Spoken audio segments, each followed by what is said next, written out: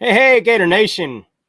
Welcome back to the Respect Our Decision Pod of the People, our podcast we do each and every week where we take your questions that you send to us and try to give a little insight to them, maybe a little answer if we have one. As always, I'm Hirsch, and with me is the hype man, Wes, who's Muted. with me, I promise. Was good. He's good. He's back now. He's ready. back. And the man, CJ. What's going on, guys? Y'all got me thrown off already. Here we go. Guys, as you know, Yeah. Pod of the People is a YouTube exclusive show that we do every week. So if you're not already, subscribe to the channel. Hey, drop a like and hit that notification bell so you get a notification every time we upload more content. As you know, we're doing a giveaway for the month of April for all subscribers. If you haven't subscribed yet, you can win the hat that CJ's showing you there. All you got to do is be subscribed to the channel, drop a like, and leave a comment on the video, and we're going to choose one random guy at the end of the month, and you're going to win that hat that CJ just showed off. But you got to be subscribed. You got to drop a like, and you have to leave a comment. That comment could be anything, man. You can say, man, I'm just here for this hat. Many of you have already said that. I don't have no hate on you for that. I might be, it might be me. I might have to be a drop in under an A-list. I might have my kids in it. I don't know. No, I'm just kidding with you, man. I wouldn't do that to y'all guys, man. My son actually said that to me. He's like, oh, I'm going to enter for the hat. And I said, you ain't going to win. Because we ain't doing our fans like that. All right, man. Wes, what's our first question of the week? All right, this one is from our boy Bo Dolls. I give this one to you first, CJ. He says, "Who else do you see entering the transfer portal?" I don't know. I mean, Is this from our team or from other teams? I'm gonna take it as he meaning our team, especially. He sent this on Tuesday. We are recording this after the spring game. So, do you see any guys that you may think after we just lost offensive lineman that entered? Do you think anybody else that you see that you may not have seen last night that may be entering the transfer portal? Based on what I've seen from the defensive line, there could be a guy from there that leaves. One of the older guys, maybe he feels like he might be getting pushed out. Based on what we've seen from like guys like Cam Jackson and Caleb Banks and Will Norman. I can see that wide receiver room again is getting kind of crowded, especially once Eugene Wilson gets here. I could see that. There's a few positions you might see a quarterback leave. You might see Max Brown leave. Depending, especially with Billy talking about adding another quarterback from wherever. He didn't specify, but. So I could see that for sure. I think it's going to be one of those positions, though. I think it'll be either.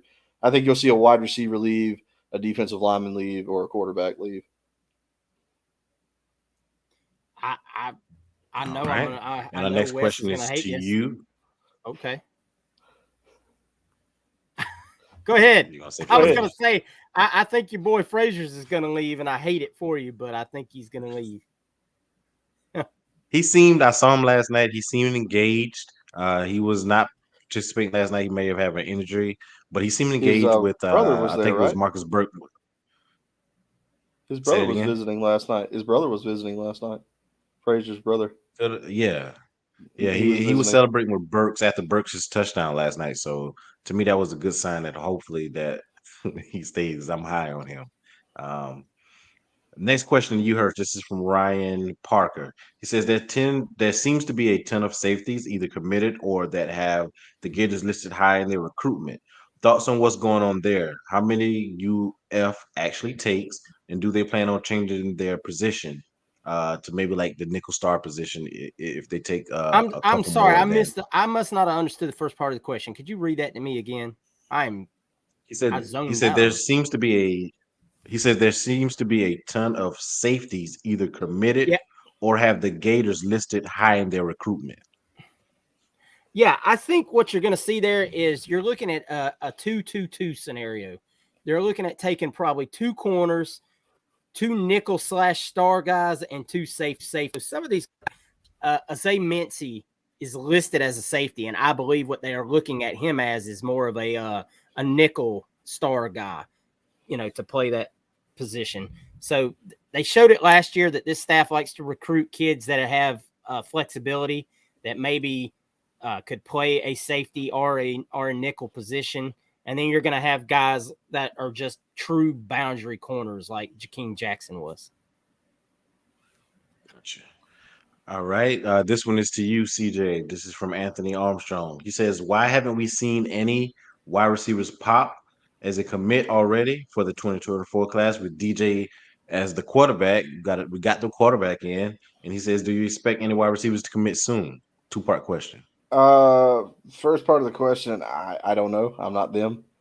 These kids do what they want to do. I mean, it's hard to gauge why. DJ seems like he's got a great rapport with a lot of these guys. But then again, a lot of the wide receivers, aside from Nitro Tuggle that just committed to Georgia, most of them are still on the board for us. And you haven't really seen them commit anywhere. It's still early. Like, it's really stupid early. You really don't see a lot of the commits start to roll in until the summertime anyway. So these guys are still taking visits. Just because they can play with DJ Lagway doesn't mean that they're going to commit. That's probably a plus for a lot of guys for sure. I think so. I think you're just going to have to wait a little longer. We're still out from Friday Night Lights, which is going to be probably our bigger recruiting show. So there's still time. We've talked about like Mario Craver as a guy that has potential commit. Chance Robinson still hasn't made a decision yet. Some feel like Miami. Some feel like he's not going to Miami. I don't know. You got Josiah Trader, another guy. Maybe he's going to Miami. Maybe he's not. Maybe he's Florida State. Maybe he's us. It's just a hard thing. And then TJ Moore was another guy that, Lagway posted a picture with on Twitter. And he seemed, to be recruiting for him hard. So we'll see how that works out. I think if you're going to ask me for which one I think is going to commit first, I think Mario Craver seems like the guy that will probably go first. I'd love to see, TJ Moore, and he could. But I think if going on my gut feeling, I would say Mario Craver. All right. Next question for you, Hirsch. This is from Charlie Sapp. He says, "Why do we seem to struggle getting O-line commits, especially offensive tackle? Why? We have two O-line coaches, and we struggled in that area last year as well." Mr. Sapp, I wish I had an answer for that. I really do, because it is beginning to really concern me why we're not getting any offensive line commits of a higher nature. I don't want to say that these guys think they're taking head specials in here, the guys that they can, mold and coach up. I know they have a certain body type they like, and that's fine. But there are plenty of higher ranked offensive linemen of that body type. You just saw South Carolina today get a second huge top 50 offensive tackle. That's their second of this class. I mean, obviously the kids aren't signed yet, but let me tell you right now, if South Carolina can get two top 50 offensive linemen, there is absolutely no reason the University of Florida should not be doing the same. This is definitely something I'm keeping a close eye on, because it's really starting to concern me, and I think we need to see some movement there by the end of this class. Definitely, we need to see some higher offensive linemen on this squad. Just to chime in a bit, Charlie. This is my area with ever since last year, I've been concerned with what the offensive line coaches have been doing, getting recruits in. To put in context, those two recruits the South Carolina did get in. They are from South Carolina, which is rare to have two offensive tackles rated that high, with the other guy being Cam Pringle, that they have committed. So we got to do a lot of work there. So that's a concern area for me as well. So I'm with you there, brother. That we got to do better, especially with two offensive line coaches. Something that has to be changed there, or I'm going to have major outbursts with that offensive line recruiting. Back to you, CJ. This is from Chris Sorley. He says, "With recent running back commit, are we done recruiting Gibson? And does Jeremiah Smith land at UF, or do we settle for that 5-star out of Indiana?" I think he's gone as well. He's talking He about committed to Mill. Ohio He's State. also Ohio State. I'm going to answer this. We've been out for Jarrett Gibson. I think Jarrett Gibson keeps coming around. I'd put that hope away. It's not happening. He's getting free food. I mean, dude just shows up. He lives close. I guess he just drives around. I wouldn't hope for Jarrett Gibson. I think we're probably, unless something unforeseen and they decide to take a guy that I feel, if they're going to take a running back, I think he's going to be more like another one that's not in the portal. It's going to be more of a guy like Mizell's cousin, where he's more of a gadget player than just a running back. I think that would kind of be the only way then. But I think we're pretty much done at running back. I mean, the other guy at Indiana, Malin Graham, he's already committed to Ohio State too. You're going to try to recruit Jeremiah Smith. They will not stop recruiting Jeremiah Smith until his name is on the paper and he's wearing the scarlet and silver. I just don't believe they're going to stop. It's an uphill battle. It's a fight. You've got a guy like Hartline who's got a pedigree. He's putting first-round wide receivers in the league every year. It seems like he's got a pair of them every year. We're going to see Marvin Jones. He's going to go next year, or Marvin Harrison. I'm sorry. Marvin Harrison's going to go next year, and he's going to be a first-round pick. Jackson Smith and Jigba, he's going to go the first round this year. That's just what the guy is doing. He's hard to beat. We did see him shop around for a head coach job last year. So I could see maybe that happening, and that would change some things. I could also see Hartline taking an NFL job if he really wanted. If somebody wanted to throw enough cash at him to bring him onto an NFL squad, we've seen kind of like what the grind is now when you're recruiting this climate of college football. We saw Kerry Colbert leave. So I could see that happening. But as far as like adding another running back and the wide receiver stuff, I mean, it's so early, and we've got those two guys you mentioned are already committed to Ohio State. It's hard to flip a kid. And then again with Jarrett Gibson, I just think that's the ship has kind of sailed. I was always skeptical that we could even get him to commit again. It's so rare to see a kid commit to a school, decommit, and then recommit to the same school later. Just doesn't happen a lot. I wish I had some better, more positive outlook on this thing, but hey, man, it ain't for everybody. Recruiting ain't easy. If it was, everybody do it. So, yeah. All right, Hirsch, this is for you from Devin Harris. He says, do you see the new NIL entity, Florida Victorious, helping in recruiting, or do you think it is more a formality and it won't actually make a big change? I think it's going to make a tremendous change, and I'm going to tell you why. And it's not going to be just in the next few months. I think given the structure and the businessmen running it and the transparency that they're going to have, I think is going to make people more eager to fall in line. And not fall in line is a very bad, I didn't mean to say it like that, but to jump in line, to jump on it, to be part of it. Somebody that was at the spring game last night, they said, man, they're showing ad for the Florida Victorious on the Jumbotron every time they cut to a break or cut away. That the first thing that they saw right before the game started was Coach Napier on the Jumbotron talking about Florida Victorious. It seems that the university is 1,000% behind this. So that already is a tremendous, jump, is that the university is like, this is our NIL opportunities. Jump on board. You've seen Steve Spurrier in the video. You saw Scott Strickland in the video. You saw Golden. You saw Napier and the athletes that were involved as well, all saying this is the time. This is the thing. But once again, it goes back to that leadership structure and that steadiness. I think people are going to see and be like, you know what? There are really good individuals running this thing. I feel very secure in giving them my money monthly or my one-time commitment. I've already seen some of the donations maybe that they've already got for that in the fast for the nonprofit that they have, and it's going extremely in the right direction, in my opinion. So I think you're going to see great results, not just this season, obviously, but as that war chest begins to grow. And athletes are going to talk, man. As long as you're taking care of them, they're going to tell kids when they come on campus, hey, man, I get taken care of every month. I know my money, I know what I have to do. I know what I'm going to get. There's, transparency, like I mentioned. It'll breed success.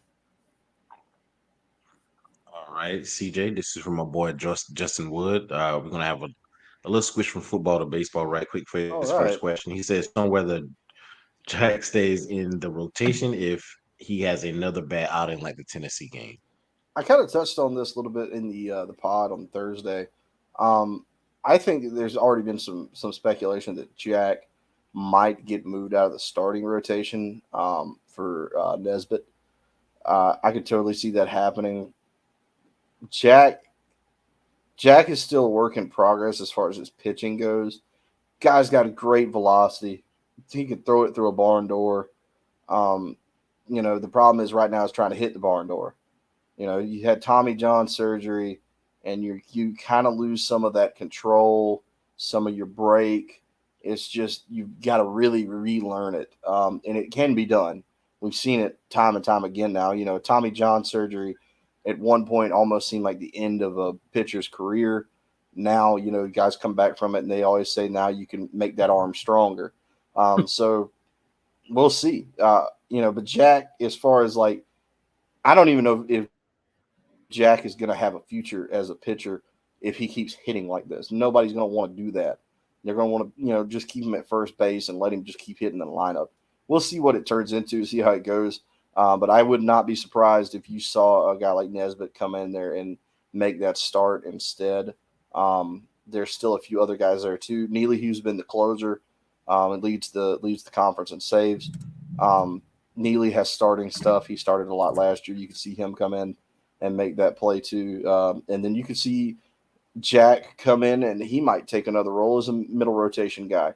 I don't know. I'm going to let Sully do what Sully likes to do. He's always a step ahead. So I could definitely see Jack not being the starting pitcher on Sundays anymore. But, hey, I don't know. I guess we'll find out.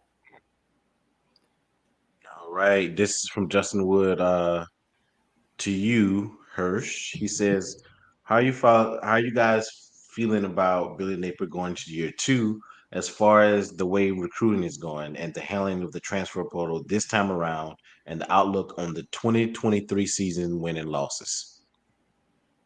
Ooh, that's a lot, Justin. If you watch our Raw Reaction recap, you'll get a lot of feedback on this particular question, maybe a little bit deeper than I can give you in this setting.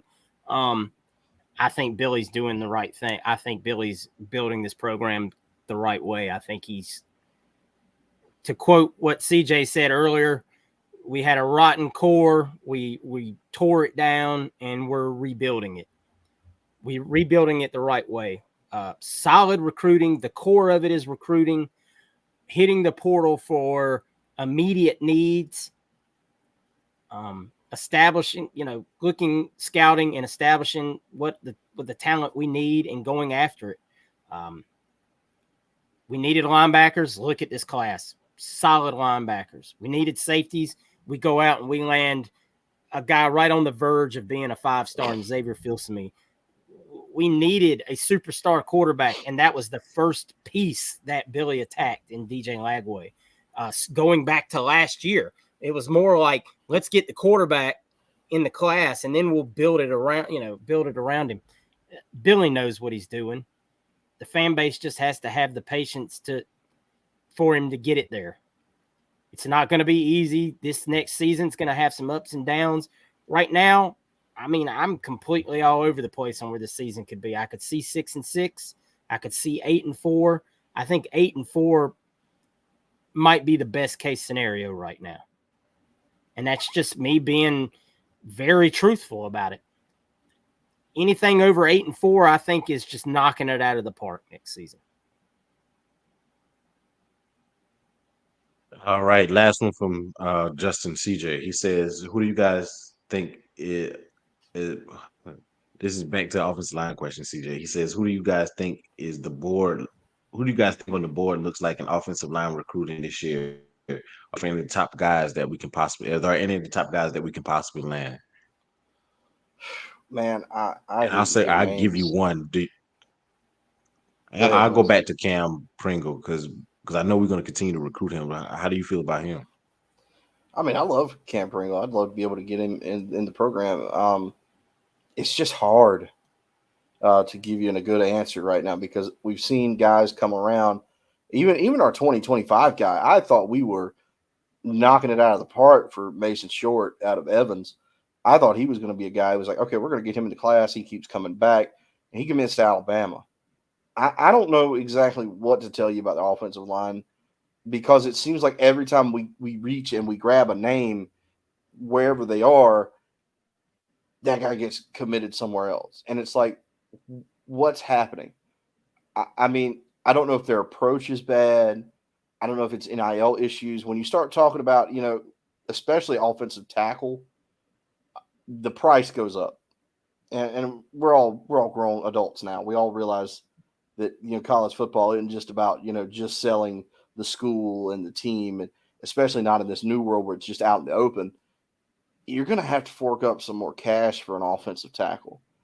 And that's hard to do because then you've got to really convince yourself, because some of these guys are asking for dumb money, and we're not going to give out dumb money.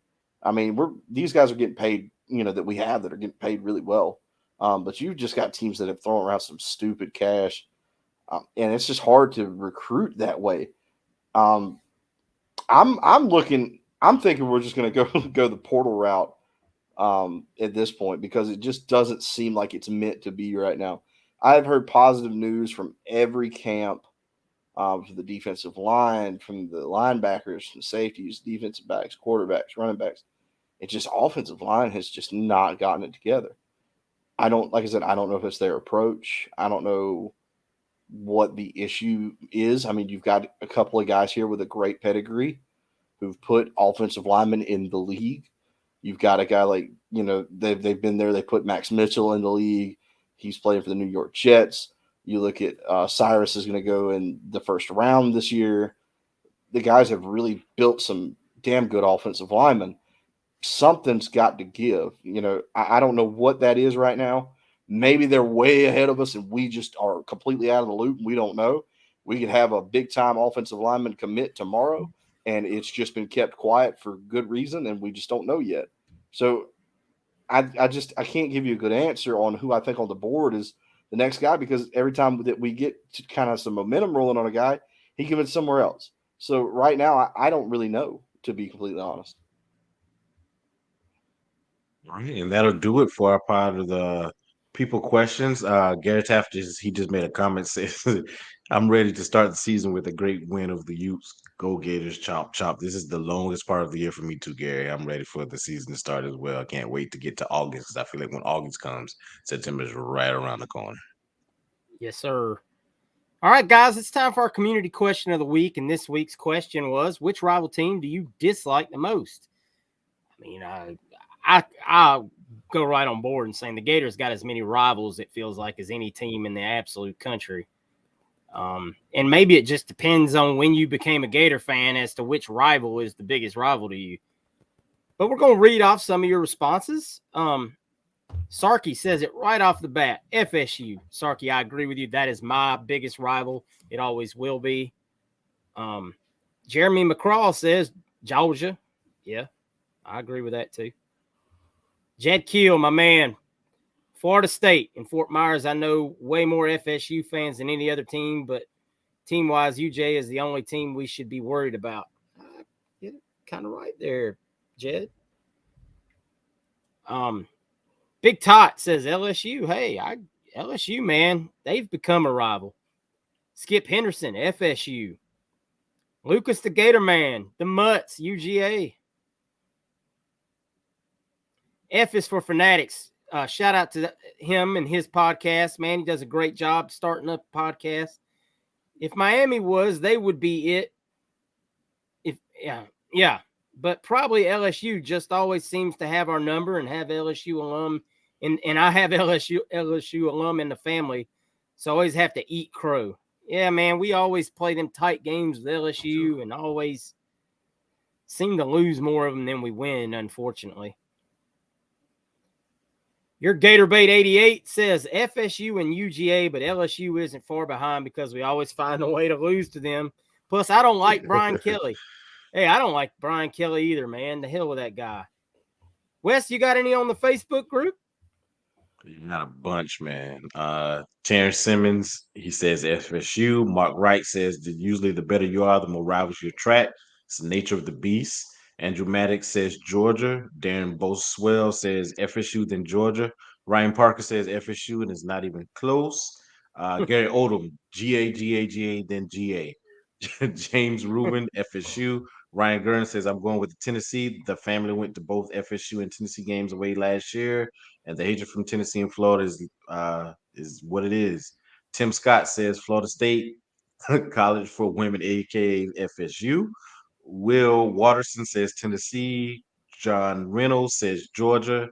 Michael Schneider says FSU because I work with a bunch of them. Tim Fonville says FSU, then Tennessee. Byron Holden says FSU. Sean Kissinger says the Puppies.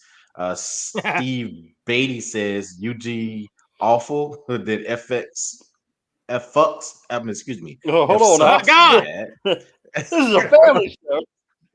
Hey, edit that out of there. My bad. Les Wyman says the entire SEC. Then he has Georgia, Alabama, Tennessee, non-conference FSU. Stephen Jones says I hate them all equally. Jared Miller says Auburn. That's the first one I heard. That one. Carol Hale says Georgia in the SEC and then FSU. But she says on start she posted some time later said I can't stand none of them. I can't stand Tennessee, then LSU, Georgia, Alabama, or FSU for sure. Robert Young says Georgia. Charlie Zapp says FSU. Since G has won the last championships, I'm starting to pull toward them because of their arrogance. Horace Sellers says FSU. Tom Noble, what's the name of the nondescript college in Tallahassee? That's the one. Jay Stubbins says all, mostly Florida State because we're in the same state and their fans are annoying as hell. Sandra Jones, FSU. Titus Anderson, FSU and Tennessee equally. Justin Wood says Miami. When we have to play them, they are one of the most annoying fan bases in the country. And the last one, Mason Sagas, apologize if I said your name wrong. He said dogs. Yeah, I already said mine's FSU. I when I grew up, we didn't even play in the 80s. We didn't even play Tennessee every year. So, and then forever, we just beat the doors off of UGA more often than not. So I grew up really watching them in the 90s and damn that Bobby Bowden, man, between the on field games and then the recruiting battles, it's always been FSU. FSU was always my number one, and I live in Georgia. So, I mean, I got Georgia family from top to bottom. My significant other is UGA. Heck, even my 12-year-old son wears a UGA hat. So it's tough, man. But it's always going to be them damn What Noles. about you, CJ? This is a tough one for me, man. I live in Georgia, but I'm 30 minutes north of Tallahassee. And, man, if you told me tomorrow Florida State was closing, I'd dance. I'd dance on the grave. If you shut that place down, I don't care if we never played them again, wouldn't care. I hate them. I hate them that much. They're the most aggravating fan base that we have. They just – I can't stand them. Tennessee's close. Tennessee's close to Florida State with me. I hate Tennessee too, especially it's two teams that ain't just I don't get along with. I got a lot of Georgia fans. My dad's a Georgia fan. I don't like Georgia. Damn sure don't like them when we play them, but I can kind of go easier on them. But Florida State is number one by far and away. Tennessee is a distant second, but man, I can't stand them. They live right here on top of them. I see them all the time. All the Florida State fans, they put their garnet and gold back on this year. They've been in hiding for a long time. They finally come back out, and they'll go back into hiding again once they get put back down. But Man, screw those guys. I mean, like I said, they close the doors tomorrow, and I'd throw a party. Wes? Yeah, Hirsch talked about it earlier. I feel like from Kentucky as of late, they hate us. We talked about Miami, we talked about Florida State, Georgia, Tennessee. Even back in the day when we played Auburn every year, that was kind of a rival as well. The close games with LSU as of late, the Georgia. I live in South Carolina.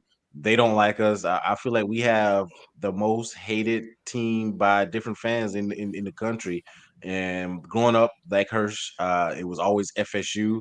As of late, like some people said, it kind of changed with what Georgia is doing now. Because at one time, just like Tennessee, we didn't worry about Georgia or Tennessee because we own them.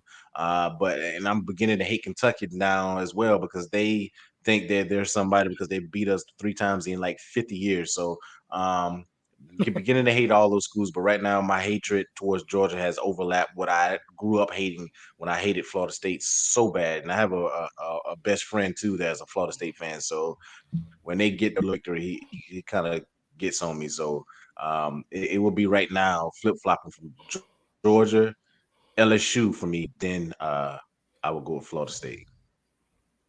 Yes, sir. I mean, you Yeah. can't go wrong with any of them. They all suck. Yeah, you tend So- to get a bunch of rivals when you drag somebody's skull for 30 years. Yeah, no You doubt. know, they don't like us at all. Hell, we done lost to Vanderbilt. Now, finally, we might be rivals with them. We might Boy, Vanderbilt, Missouri.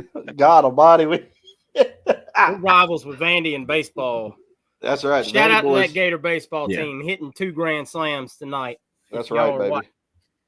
All right, guys, that's going to do it for the Pod of the People. As always, man, we sure do appreciate all your questions and your interactions. Be on the lookout. Next week, it'll be a whole new questionnaire and a whole new community question. And we look forward to getting those questions and seeing those responses to that community question once again and doing this show and just kicking it around, man, and sharing stories like we do each and every week. And we appreciate all of y'all guys, man. As always, if you haven't, subscribe to that channel, man. That just jumping by the minute here. We've jumped up 2 subscribers since we started recording this show, guys. Y'all are awesome, and we can't say thank you enough to each and every one of I you. want to say thank you to you guys for making last week's Respect Our Decision episode the highest viewed on the channel. We really appreciate that. That was really cool to see. Well, that's funny you mentioned that because now this week's episode is now the next. We just crossed 1,500 views on this week's episode. You guys are doing great. We really appreciate it. We really Man, do from we the bottom of our do. hearts. You guys make our heads swell, man, because we just can't believe we're doing this and getting this many people to tune in to watch us 3 boys from the South talk Gators football and Gators baseball, and we mix in a little basketball, but that's not our forte, I guess. Maybe we'll get better at that as time goes on. Yeah. They get better. Yeah, they Yes, got sir. to they Yes, got to sir. get As the better. product gets better. Todd Golden, that's for you. Make us talk about you, damn it. Keep recruiting, Todd. Keep Yeah, doing do it. your thing, man. All right, Gator Nation. As always, man, thank you so much. Make sure you're subscribed to the channel. Drop a like, drop a comment, be in the register to win that great hat that CJ showed y'all earlier in the video. And until then, guys. One more time, CJ. Oh, you want to see it one more time? Buy the One more merch, guys. time, guys. Buy the merch. Get the merch from our friends at Alma Mater. Make sure that you guys get in. with Alma them. Mater, baby. You might miss the raffle. You might not win this hat, but guess what? You can go buy it with our You can link. get it any day of the That's week, right. You can man. wear it any 7 day of days the a week. You can get this one in this color or gray. You Man, guys go and help our friends out. this turning into the daggum home shopping network. That's man, we right, got to baby. go. All right, baby. Go Gators. Work 'em silly, baby. Go Gators, baby.